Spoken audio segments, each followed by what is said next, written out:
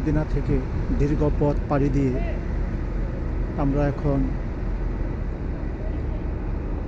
আল্লাহ রাসূলের স্মৃতি বিজড়িত ইসলামের প্রথম সম্মুখ যুদ্ধ যেখানে সংগঠিত হয়েছিল ঐতিহাসিক বদর প্রান্তরে আমরা হাজির উপস্থিত হয়েছি।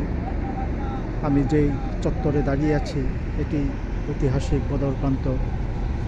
আমার সামনে যে বেষ্টনী দেওয়া আছে এই বেষ্টনীর ভিতরে বদর প্রান্তরে প্রথম যে 14 জন সাহাবী শাহাদাত বরণ করেছিলেন তাদের কবর এখানে রয়েছে। এখানে মূলত বদর যুদ্ধ সংগঠিত হয়েছিল। মূল প্রান্তটি হচ্ছে এই নিচে যেখানে এখন খেজুর বাগান দেখা যাচ্ছে, চারদিক দিকে পাহাড়ের মাঝখানে খোলা জায়গা থেকে সেখানে ইসলামের প্রথম সম্মুখ সনদ সংগঠিত হয়েছিল। এই বদর প্রান্তরে মূলত ইসলামের ভাগ্য নির্ধারিত হয়েছিল, পৃথিবীর বুকে ইসলাম টিকে থাকবে কি থাকবে না।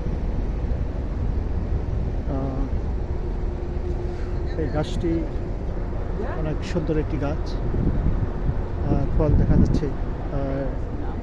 আমার বন্ধু ডক্টর গোলাম রাব্বানির কাছে গাছটির নাম জেনে নিই। গাছটির নাম কি? জানা নাই, এখন বলতে জানতে পারিনি। গাছটির নাম কি? জানা না।